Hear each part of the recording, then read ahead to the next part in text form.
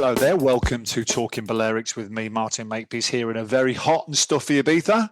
Yeah, come on, what happened to this? We took last week, we said, right, summer's over, now we can enjoy September.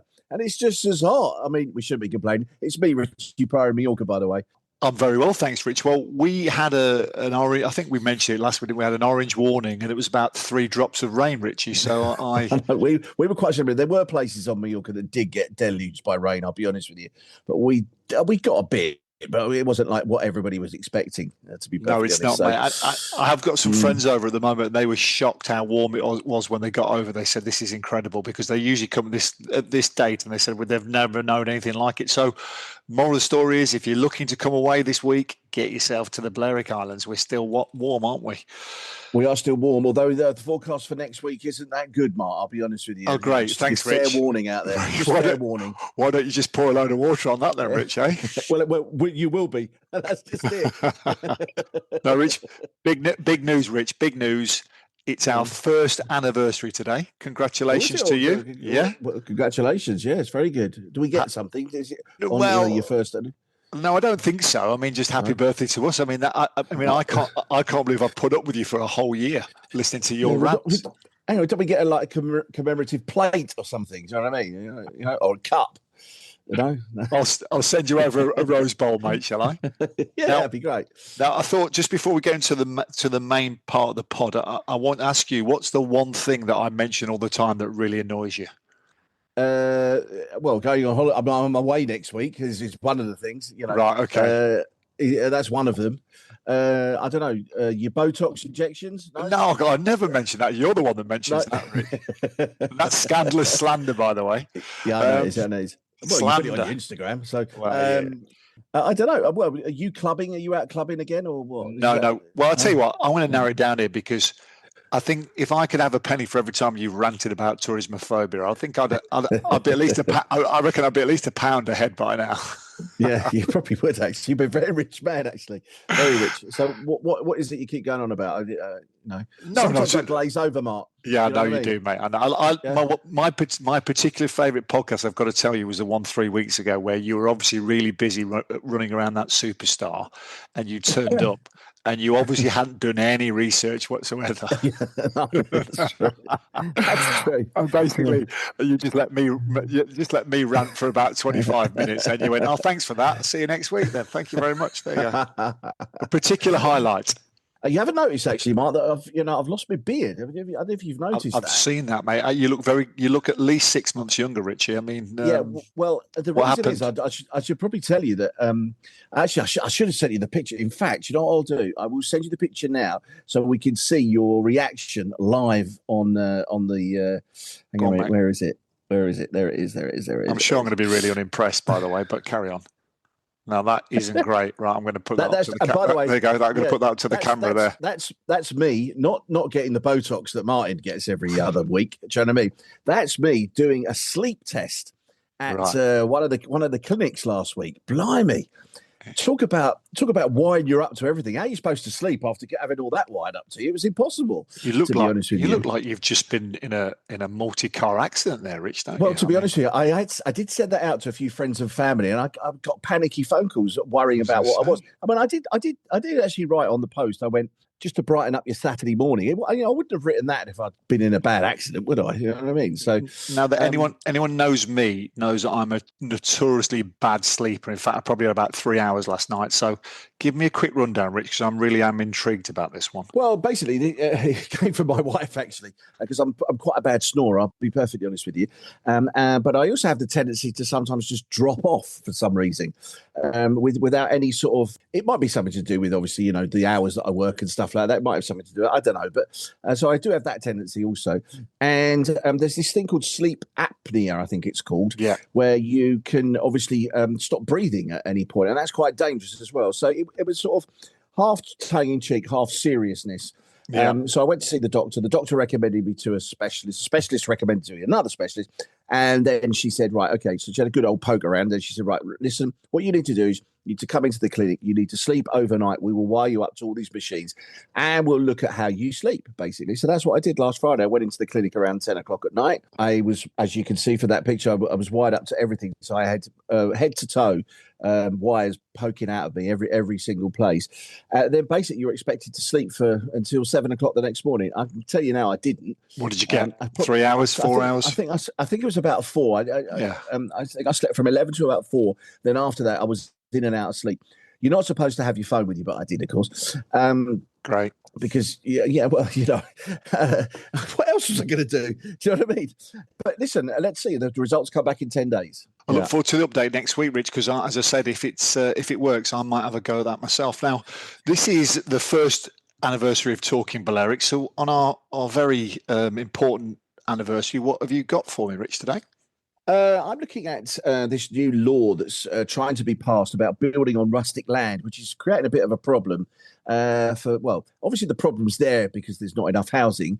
And now we're getting groups of people protesting about the fact they're going to build on rustic land. The government can't win in this, unfortunately. So we're going to have a quick look at that for you.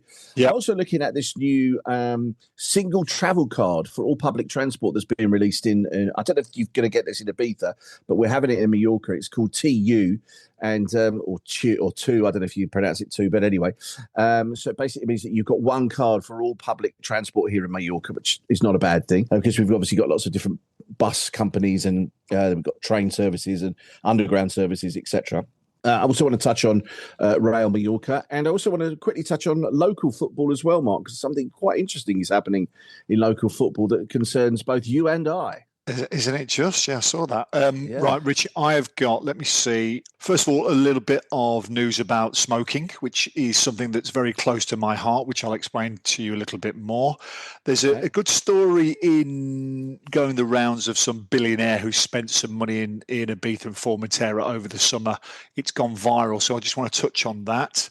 Also, a renaming of a very famous place in Ibiza, which we'll go through. And finally, my blog today, which I've released, which I just want to touch on, literally about the changing habits of the people in Ibiza, and I presume the Balearics as well. So maybe you can confirm or deny that to me later. So first of all, Rich, I'm quite intrigued by this one. I run a property company. I know you're dabbling in a bit of property at the moment as well. And rustic land really is a hot potato over here, especially in Ibiza, because you're not really allowed to do anything on it apart from certain specific things. They're very specific rustic land. So what are you trying to tell me about the Mallorca, the new rules in Mallorca? What are they saying? Well, I don't know. I think it just applies to Mallorca, but I think this is going to be a Balearic thing. It's the Balearic government's land liberalisation law. As it affects Mallorca, it says here, has been criticised for a failure to provide an official analysis as to its impact. In the absence of this analysis, a platform called Mallorca I don't know how to pronounce this. Viur, I think that's how you pronounce it. Viuer. It's Viura. Viura, mate. Viura. Okay, Viura. No, obviously this is Mallorquin. No per especular. Mallorca to live, not to speculate, has commissioned a study led by a geographer, Gabriel Garcés. This calculates that 252,810 residential places could be created in so-called transition areas. And these would require a reclassification of rustic land in order to enable building the law allows for. So obviously this is something that they've sort of come up with, where they're going to build these houses that they so desperately need because of the immigration problem and the housing problem with the social housing for people that can't afford to live in places. So the government's sort of between a rock and a hard place here, aren't they? They sort of, want to find a solution. And when they do find a solution, they then come up against another group that doesn't like what they're doing with the rustic land, which I can understand to some parts. But there has to be, a middle ground here. So, something's got to give in order that we can sort this problem out. Interestingly enough, two things actually. One was I spoke to a friend of mine in Andorra. Andorra's going through a very similar thing as well, actually, to be honest with you. And that's obviously quite a small principality. I can't remember how many people it had, but it was less than 100,000. But they have a lot of properties that have sort of been taken on by people and are literally empty. They're not being used for absolutely anything. You have to get some sort of a green card to live and work in Andorra because it's a special, obviously, it's its own principality. And the people are saying that, these people that aren't actually living there or working there shouldn't be entitled to be able to buy a property and just basically leave it empty. It's also this conversation came up because I was talking to a guy who runs a football club there, weirdly enough, to actually delay the start of their league because the government have basically put a stop on all green cards being issued until they sort out this problem. Yeah. And so the footballers that all these people have signed, which have obviously not all of them have come from Andorra, they've come from different parts, they can't register the players to play. So they've asked all the football clubs to hand in all the players that they've sold that they had to get a green card for before to know that they can then rescind the green card to the players that have actually moved on to other clubs, which then they can then give those cards to the players. So in Andorra, they've actually stopped their league, which is, quite a big thing. And it's difficult for Andorra because obviously it's quite a small principality. And this guy I know who runs this club, he says, we can't leave it too long. Otherwise, we're all going to go out of business, which isn't great. And then the third thing, which is actually something that you said last week, and I thought, and I've been thinking about it over the week and thinking, that's not a bad idea. You were talking about the places that were basically not working. I don't know what it's like where you are, but in Magaluf, for instance, there are a lot of shops and old bars and cafes up for rent or just have been empty for years. Do you know what I mean? That could actually be turned, I think, into housing if they're not. You know what I mean? We've talked about the problems for the second and third line bars and cafes and everything because, the first line's doing really well, but the second and third aren't, and they probably need to change what they're doing. So why not put in residential housing in those places instead? So it's trying to find a solution to a problem that's only going to get bigger as we go on.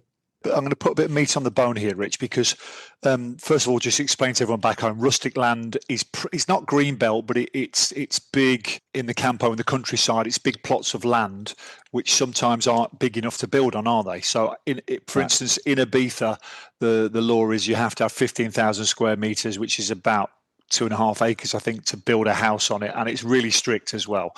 So what the Balearic government are proposing is they change the law to build on rustic land. Now, I think this opens up a real can of worms, Rich. It really does. Because if all of a sudden you can build on rustic land, then, you can't put apartment blocks on rustic land. You put houses on there. I think for the developers of which, I developed before, I would be rubbing my hands at this thinking, wow, if I can get my hands on rustic land, all of a sudden the price is going to go up again. Secondly, if we build more houses, they're going to be filled, and we are going to be back at square one, aren't we? So all what's going to happen is if you build 250,000 homes, then you're going to fill them with 250,000 people, aren't you? Well, there's two things to this. One, you could make them. There's this special thing that they have here that you buy them at a cheaper rate. But you have to hang on to them for 20 to 30 years. I think. It's basically it's a form of social housing, isn't it? It's called social housing, but it's called protected oficial. I think that's what they call it. Yeah. And so basically, you're not allowed, in inverted brackets, to sell those properties within that time unless you can only sell it for the value that the government puts on it. Yeah. So I've got a friend who's got one of these social housing flats. Actually, he's 30 years. Actually, runs out in the next few years, but he can't sell it for the actual price it is on the market right now. Of course, he can only sell it for what the government says it's worth, which is probably about it's less than half. That's what is officially. But that doesn't make any sense either, Rich, because you're then going against the market, which then devalues the other houses around it. But Mark, what it does do, it enables the younger people to get themselves onto the ladder. This is where we have the problem, where a lot of people, young people, lot of good probably people that could work here, whether that be in nursing, whether that be in the fire service, the police service, etc. They're moving off because they can't afford to live here, and we're ending up with having to bring people over from the mainland and have no housing for them. So it's a problem. If you can encourage those people to stay by offering them this social housing, then you haven't got such a drain on your employment. Yeah, but also you're messing with the market, Rich. Listen, I'm a property guy. The market's the market. Market decides. All of a sudden, if you've got the government come in with legislation, say actually that house isn't worth 500,000 anymore. It's worth 300,000. It really affects the market around it. Okay. No, I understand that, but don't forget this is nothing. This is not something new. This is something that's been around for years. This protecting a 50 hours. I don't think. Listen, if we do have it in Ibiza, I've never heard of it. I'm sure there are houses over here, but we don't have that over here. Yeah. There was a whole estate built in Son Caliu, right behind Mercadona, was basically, I mean, I don't think the whole lot was protected for the other, but quite a lot of it was. And quite a lot of people, of which I was one, got onto the housing ladder by doing that. My point is, Rich, is if we put another 250,000 homes, for instance, we're going to fill it. The island's going to get busier. The infrastructure is going to get more strained. And in 5-6 years' time, we'll be exactly where we are now. However, we'll just have 250,000 more people. Now, your population is nearly a million people, isn't it? Yeah. Mm-hmm. So what you're suggesting is that you go up by 20% or over 20% of your population. Do you think your infrastructure could actually handle that? Martin, the last 10 years, it's gone up by 20%. Even with that, we haven't got the housing. That's the problem here. And this is why you're finding lots of people living in caravans, lots of people living in tents. There is no housing. You've got the problem. You've got to try and deal with it. How do you deal with it? But the only way you can deal with it is building more property. But then I think you have to be very, very strict and hard on the immigration policy that you run. Yeah, I mean, I agree with that. And if you're building, say, 100,000 social houses, then you need to make sure that the rules are in place and it goes to the people who need it. Yeah, precisely. Your children and my children. That's where I think this is where I think this plan could fall down, because it's open season, isn't it? Yeah, but interestingly, though, people will argue, Mark, that in actual fact, we are immigrants. Although we've lived here all our lives and we pay our taxes and everything else, in reality, we are still immigrants. We weren't born here. Our children were born here, which makes them probably more likely to be able to get something out of this government than we do. Once again, I say we pay our taxes, we can vote in the local election, but we are still immigrants. Whichever way you look at it, that's what we are. Yeah, but Rich, okay, devil's advocate, we're immigrants, but we worked hard and we bought our own houses. So yes, precisely at the right time. By the way, because if we were to look to buy nowadays, we probably wouldn't have a chance. But we bought the right time. I just don't know, exactly. Rich. Listen, I think it's difficult, Mark. It is difficult. It's a real conundrum because in Ibiza our infrastructure is struggling all the time in the summer. Okay, in the winter we're okay, but more and more people are staying in the winter as well, so we're getting busy all year round.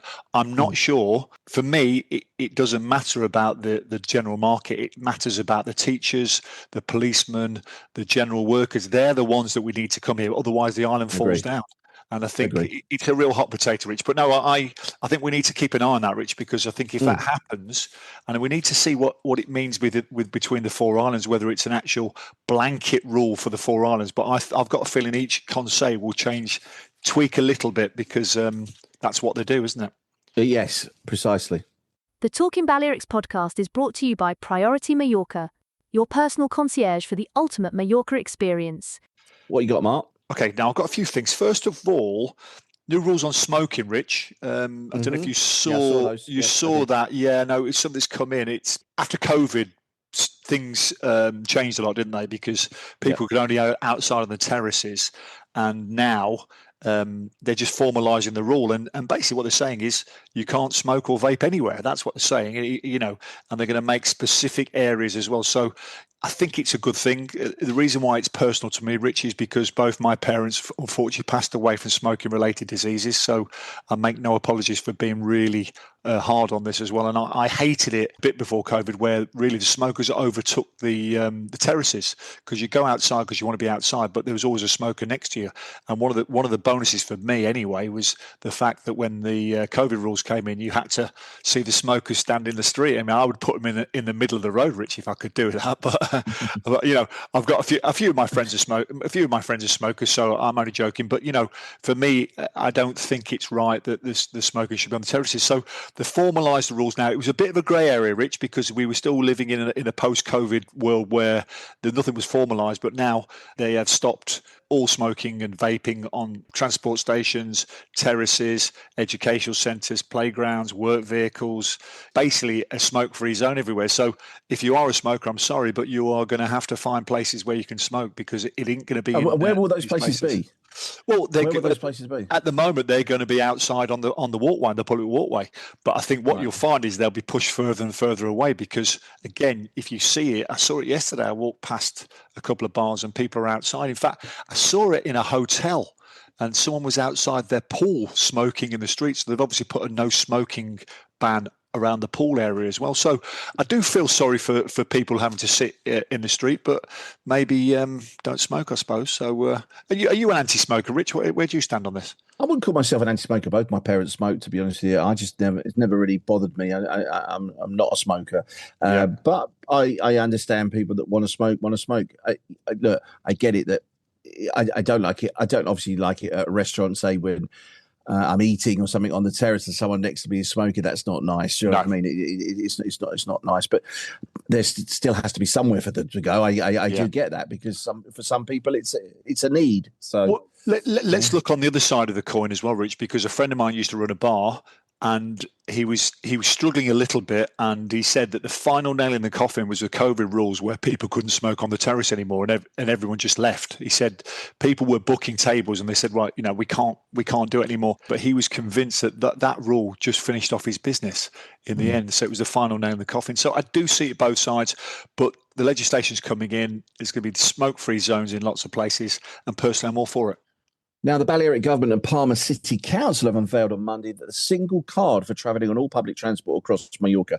The new card can be applied for from October onwards, both at the offices of the Mallorca Transport Consortium and the municipal offices, obviously in towns across the island. Holders of the current Tarjeta Ciudadana will need to apply for it, as the Palma card will stop being valid as a travel pass at the end of the first quarter of 2026. But those with an intermodal card will be able to continue using it as before. I don't know if people are aware, just to explain that majority of our transport is free actually here. I don't know if it's the same in Ibiza, but we travel for free on the buses. And I think we travel free on the trains. I'm actually not sure, because I've been on a train for God knows how long. And also on the subway as well, I think. And also, obviously, we're entitled to a 75% discount when we travel by plane or ferry from the island to the mainland of Spain or to the Canaries. So we're actually quite well looked after on that point of view, to be perfectly honest. Whether or not they're going to keep, I've got a feeling that what's going to happen is that once these cards come in, charges are going to start to come, because obviously it's easy to control once you've got them all under one umbrella. I think that's what they're going to do, because at the moment you have to have one card for this and another card for that, and it's going to get a bit confusing if you don't. So I think that's what's happening. That's why they're doing it. I've got to say, public transport in Mallorca in general is very, very good.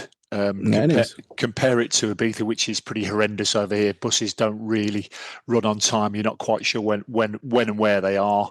We have improved over the last, I would say, 5 or 6 years, but it's still found wanting. I love one of the things I do love when I come to Mallorca is jumping on the bus, and you can go anywhere, can't you? You've got a great bus station in town. Yeah, pretty much. Quick question, Rich. The underground that you have, does it work? Is it popular? Because I know it was a big scandal at the time, wasn't it? Because when you did it was a big scandal. Yeah, well, it was to do with the old government that were embroiled in lots of different problems, one of which, when they built the cycling velodrome, they built it for one of the world championships, I think it was, and then didn't obviously think about what they were going to do with it after. So it just sort of became a bit of a white elephant, to be honest, although it's being used a lot more now than it ever used to be. Same with the underground. The underground wasn't, as soon as it rained, it flooded. So that wasn't something that they thought about, do you know what I mean? Which, it doesn't rain that often here, but when it does rain, it rains, which means it means it can't work, basically. So I have to be honest and hold my hands up and say, Mark, in 35 years of living here, I have never, ever travelled on the tube here, or the underground, whatever you want to call it. And literally, funny enough, weirdly, we have a station right opposite my son's football ground. Sant Fuster, there's a stop there at Sant Fuster. If you're asking me, does it get used? I think it probably does. How well it's used, I really don't know. I can't answer that question. But I imagine that if it's still running now, it must be used particularly, obviously, for commuters. I think they're going to build something out to Park Bit, which is one of the big industrial areas a little bit further out of Palma, which obviously try and take more traffic out of Palma. And they were talking about building something, but I think that was more of a train than a tube, out to Calvia and beyond, because we don't obviously have anything. Most of the train tracks run from Palma north or east. They don't run to the south. Train, Rich? Train? What's train? Yeah, we've got a train, Mark. You're the only island in the Balearics that have a train. Now, just give you let me give you some stats here. Number of lines, 1. Number of stations, 10. Daily ridership around about 7,000 people a day. Annual ridership about 1.2 million. This is quite a while ago. Length of track, 9.9 kilometres with 10 stations. Now, Is that a white elephant, Rich? I've got a feeling there's more than 10 stations, Mark, isn't there? Well, no, this is Wikipedia, by the way, Rich, so it could be wrong, but it says 10 stations. But is it a white elephant, yes or no, Rich?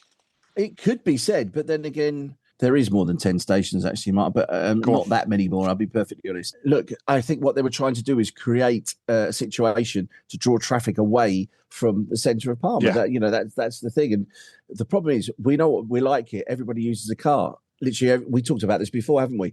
And nearly every one of us has at least 2 cars in our family. It's not an easy thing. And I think if you make that service good enough, like the bus service here, which is very good, I have to say, then more and more people will travel on it. And that's the thing, isn't it? If you ever want any reality, a good reality check, go back to London and get on the tube at 8:30 in the morning and then think to yourself, yeah, I'm glad I don't have to do this every morning. As you know, I lived in Zurich for a while and Swiss public transport takes it to a whole different level. But as I said, I'm always impressed with the Mallorca public transport. I don't know what Menorca's like. Formentera, the public transport's pretty non-existent over there, as you would imagine, for a small island. And I think in the winter they've only got 2 taxis running. So something we need to improve on. And I think the 2 card, I'm not sure. I presume it will come in over here, Rich, because whatever you do, we tend to follow. But I think it's a good initiative. I really do. This is the Talking Balearics podcast in association with the Ibiza Property Shop. Over 20 years experience in sales and villa rentals. The home you want, on the island you love. Now, Richard, I blogged today, and it was about, I don't really like to talk about my own blogging, as you know, Rich, but I thought it was... Billy the blogger. But it was, it's a pertinent one. I tell you what, it's actually quite relevant because I talked about what's happening to Ibiza bars because I've been driving around a lot lately, and daytime is really busy. I don't know what it's like over there, Rich, but daytime over here is really busy. The bars are buzzing. The people do food, as we've talked about many times. The front line is busy. Even the second line is busy in the day. People having a rest in the sunshine. But then there's this big lag after the daytime and between the nightclubs. You know, that early evening or late evening, which me and you used to do the bar crawls, didn't we? You know, back in the day, 9 o'clock in the bar, and we're straight out and we go around to bars till midnight, 1 o'clock. That's pretty non-existent these days, Rich. And I think the West End of San Antonio is a really good example of places. And I suppose the Puerto Ballena, where you are as well. I mean, we've talked about it many times. Is that the footfall just isn't there anymore. 1, because there's changing attitudes, and 2, because people just don't drink anymore. Youngsters don't drink. There's no drinking culture. You know, when we were lads, we're both in our mid-50s. When we were lads, it was meeting the bar 7 o'clock on a Saturday. You probably had 4 pints before you leave the bar, and you go to a club or pubs and bars later. So there's no real drinking culture, and the bars are really struggling now. The West End of San Antonio looking for a new initiative to pep things up a bit. They've got the street art by Acuda San Miguel. They've also doing the boulevard from the Sunset Strip all the way down to the West End, and now they've come up with a new name, Rich, a new name for it. So basically, they want to get away from the West End, and the new name is Sa Raval. There you go, Sa Raval. Now, it's quite interesting, actually, because if you look through the history books of San Antonio, Sa Raval was the original name for this urban centre. They call it the Nucleo Urbano, the urban nuclear centre was Sa Raval back in the day. So what they want to do is they want to try and take it back to that name. Now, I'm not sure it's going to catch on, but it's another initiative to try and rebrand. It's a rebranding exercise, Rich, isn't it? It's as simple as that. They want to try and rebrand. They've got some new artwork. They've got a new boulevard coming in. They're trying to turn bars into restaurants and boutiques. And now they want to come up with a new name. Now, as I said, I don't know it's going to catch on, but 10 out of 10 for trying, but let's wait and see. Well, Mark, we've had that here with obviously Magaluf trying to be turned into the Calvia Beach Resort, if you can remember. Once again, that's it's a bit of half and half. Some people still call it Magaluf, some people call it Calvia Beach Resort. I think the majority of people, to be honest, I say half and half, that's probably not right. I think the majority of people still call it Magaluf. It's Magaluf by name, Magaluf by nature. The good thing about it is that it's changed, I think. So that will the name make the change? No, I think the people behind it have got to make the change, haven't they?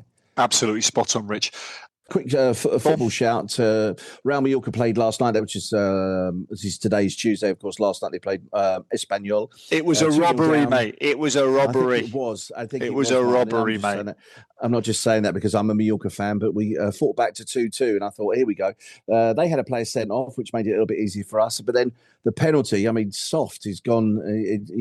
Come on. The game's gone, Rich. The game's gone. It really has. I mean, that was never a penalty in a million years, pal. I tell you. I mean, no. Mallorca aren't my club, but I bet I thought about you when I looked at this one. I thought Richie's not going to be happy about this one. No.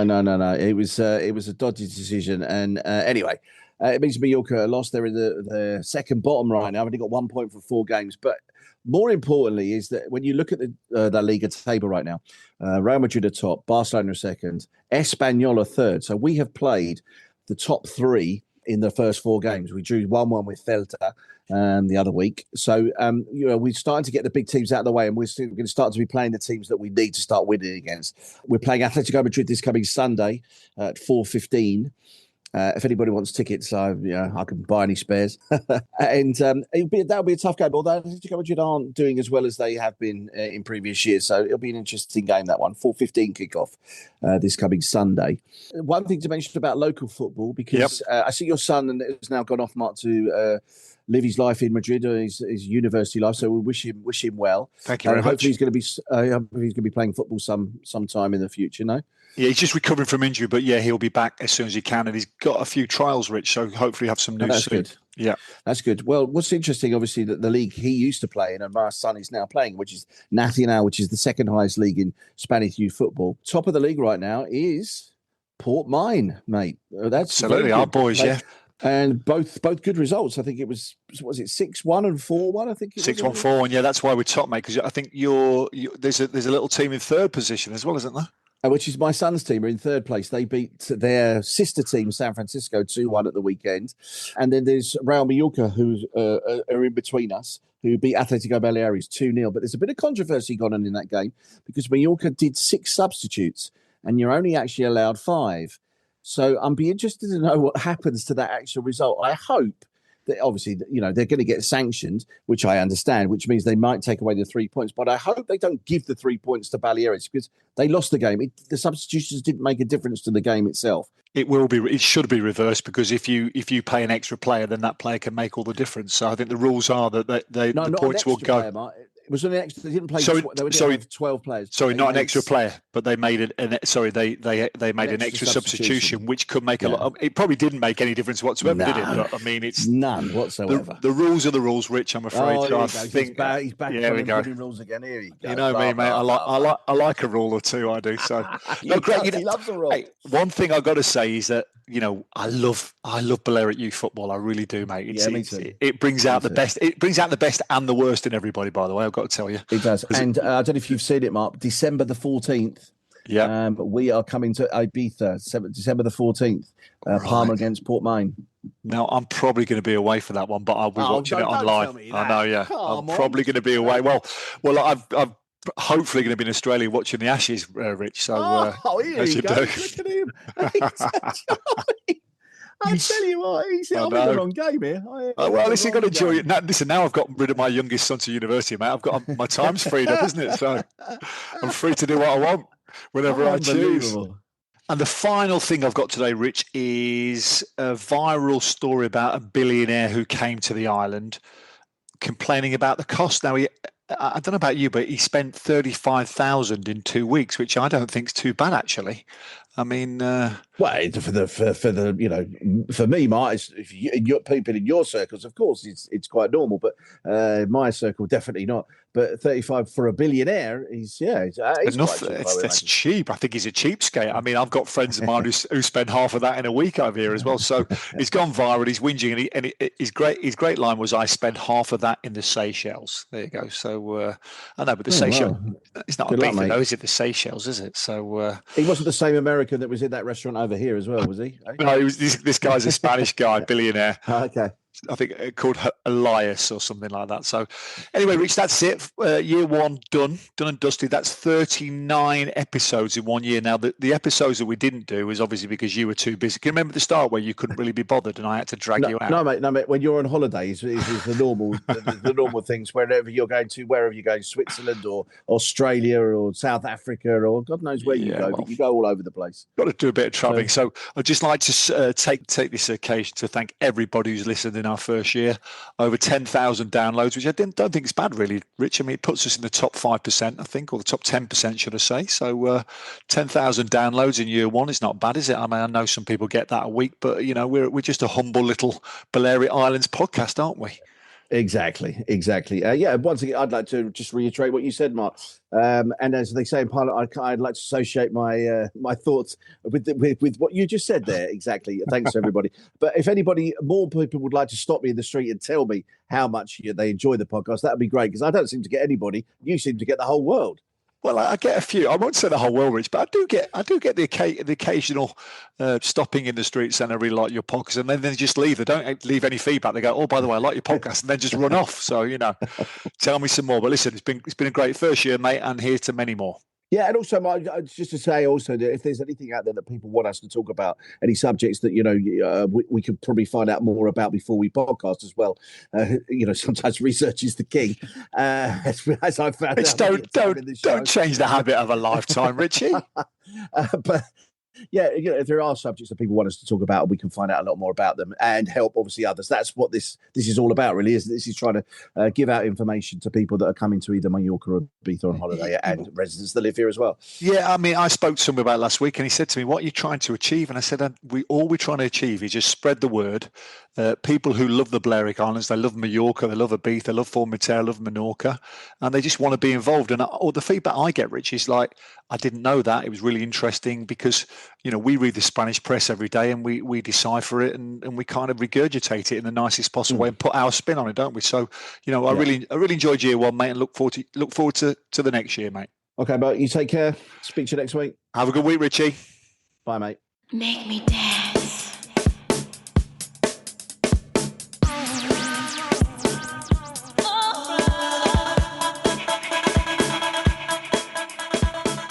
You've been listening to the Talking Balearics podcast with Martin Makepeace and Richie Pryor. This is the only English-speaking podcast covering the Balearic Islands, which has a thriving expat population and welcomed 15.3 million international tourists in 2024, including almost 4 million UK visitors.